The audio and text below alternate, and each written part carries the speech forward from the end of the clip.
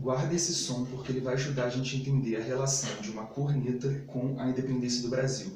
Eu sou Rafael Alberti, esse é o quarto episódio do 1AB, 1H. Bom, a independência do Brasil ela deve ser entendida através do dia 7 de setembro de 1822, quando Dom Pedro I, às margens do rio Ipiranga, em São Paulo, declarou a independência do Brasil. A independência do Brasil tem certa semelhança com a independência dos Estados Unidos, porque ela foi declarada anteriormente às guerras de independência. Então, após o Dom Pedro I ter anunciado a separação de Portugal, o Brasil teve que lutar dentro do seu território para expulsar os portugueses. Ela não estava consolidada ainda no dia 7 de setembro. Nesse mapa aqui, a gente improvisado, né, a gente consegue perceber mais ou menos como era a localização das tropas dos dois lados opostos. O Brasil estava aqui na região mais ou menos o que hoje é a região sul e sudeste. Obviamente não tinha conquistado a região, né? A Guerra da Cisplatina só em 1824. E a região norte e nordeste, mais ou menos, estava com as tropas portuguesas. Os portugueses eles pensavam que seria melhor por conta de reforços que eles poderiam pedir da Europa, então era melhor se localizar aqui, e também com uma forma de sufocar os brasileiros no sul. Bom, os portugueses eles se fixaram na Bahia e lá eles sofreram resistência do povo baiano.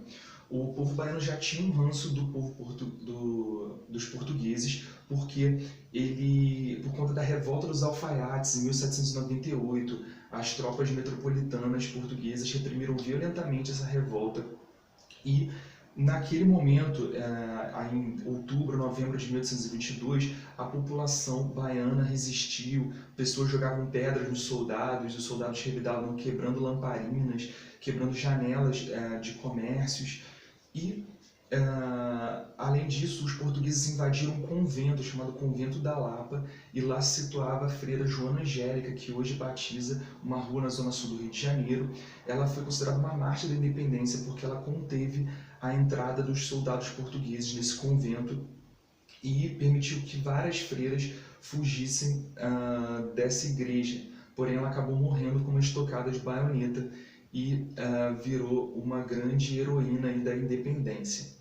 Bom, como os portugueses eles estavam na cidade de Salvador, os brasileiros decidiram fazer um cerco nessa cidade.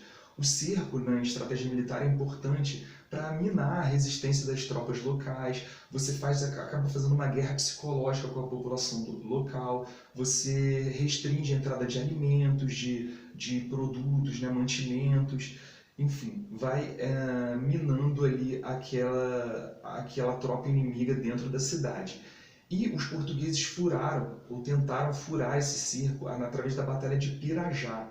Foi uma batalha que durou mais ou menos umas 4 horas e os portugueses estavam levando vantagem nessa batalha, porque eles eram melhores treinados, tinham os melhores equipamentos, tinham mais soldados e por conta dessa grande vantagem, não só numérica, né, como de técnica, o comandante brasileiro José de Barros Falcão de Lacerda, ele ordenou que o corneteiro Luiz Lopes tocasse esse som.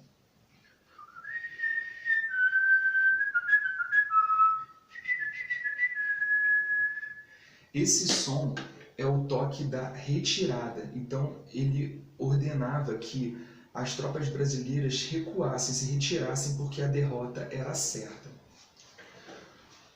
Porém, o Luiz Lopes ele tocou esse som.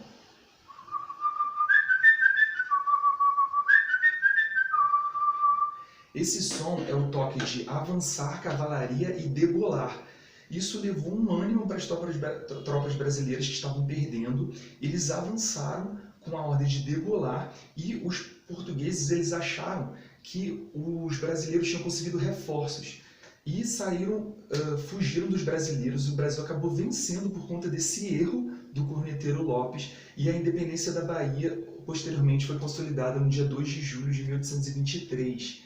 Então, esse fato ajudou o Brasil a consolidar sua independência. Após isso, teve uma batalha no Piauí chamada Batalha do Genipapo.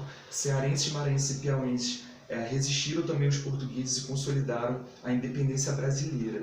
E o interessante na questão do Corneteiro Lopes é que o Brasil ele não tinha cavalaria. Então, os brasileiros foram com tanta gana com a ordem de degolar que os portugueses acreditavam que os brasileiros tinham conseguido reforços e viria uma cavalaria a qualquer momento, e acabaram fugindo. Valeu, galera, grande abraço, até a próxima.